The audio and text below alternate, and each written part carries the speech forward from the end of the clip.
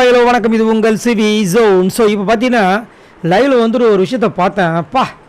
இவ்வளோ கேவலமானவராக இந்த விக்ரம் அப்படின்ற மாதிரி தான் தோணுச்சு. ஏன் அப்படின்னா விக்ரம் இதுக்கு முன்னாடி வரைக்கும் பார்த்தீங்கன்னா அவர் டாஸ்க்கை தைரியமாக ஹேண்டில் பண்ண மாட்டார். ஆனால் ரொம்ப நல்லவர். அவருக்கு இந்த பிக் பாஸ் செட் ஆகாதுங்க. அந்த மாதிரி தான் நம்ம இது வரைக்கும் நினச்சிட்டு இருந்தோம். ஆனால் இன்றைக்கி விஜய் பார்வதிக்கு ஒரு அடி பட்டதுக்கு அப்புறமா அவர் நடந்துக்கிட்ட விதங்கள் பார்க்கும்போது நிறைய பேருக்கு ஷாக்கிங். அப்போ இவ்வளோ நாள் வந்துட்டு இந்த விக்ரம் நம்மக்கிட்ட ஏமாற்றிருக்காரு, பச்சையாக நடிச்சிருக்காரு, சேஃப் கேம் விளையாடுறக்காருன்றது பச்சையாக தெரிஞ்சிருச்சு. சரிங்களா? காலையில் அவ்வளோ விஷயங்கள் அதை ப்ரொமோவில் போடும்போது நிறைய பேர் ஷாக். என்ன இது, ஒருவேளை சாண்ட்ரா வந்து கலாய்ச்சதில் வந்து மூளைகளை கலங்கிருச்சா அப்படின்ற மாதிரி கலாய்ச்சிட்டு இருந்தாங்க. இப்போது அவரோட உண்மைத்தன்மை உள்ள ஒரு ஒரு ஒரு ஈவில்னஸ்ன்னு சொல்கிறாரு. அவரே அதை சொல்லிடுறாரு, இதுக்கு பேர் ஈவில்னஸ்லாம் கிடையாது, அரக்க குணம் கிடையாது, இருந்தாலும் அப்படின்னு என்ன சொல்ல வர்றாருன்னா, அவர் உள்ளே போகும்போது வழியில் வந்து துடிச்சிட்டு இருந்த அழுதாங்க நம்ம விஜய் பார்வதி. கண்ணில் ஏன்னா வீங்கிருச்சு பயங்கரமாக. அதை பார்த்தோன்னே நிறைய பேர் பதறினாங்க. ஒரு சில பேருக்கு சிரிப்பு வந்திருக்கு, நல்லா நோட் பண்ணிக்கோங்க. அதில் ஒன்று கனி, இன்னொன்று யார் தெரியுங்களா, விக்கல் சுக்ரம்.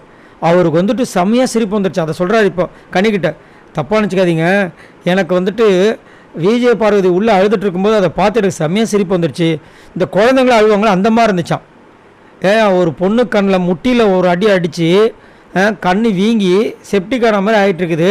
கண் எப்போ சரியாகவும் தெரில, பாதி கண் மூடி இருக்குது. இதில் இந்த வாரம் வந்து இந்த டாஸ்க் ஸ்கூல் டாஸ்க் வேறு வரப்போகுது. அந்த பொண்ணு என்ன பர்ஃபார்மன்ஸ் பண்ணோம்.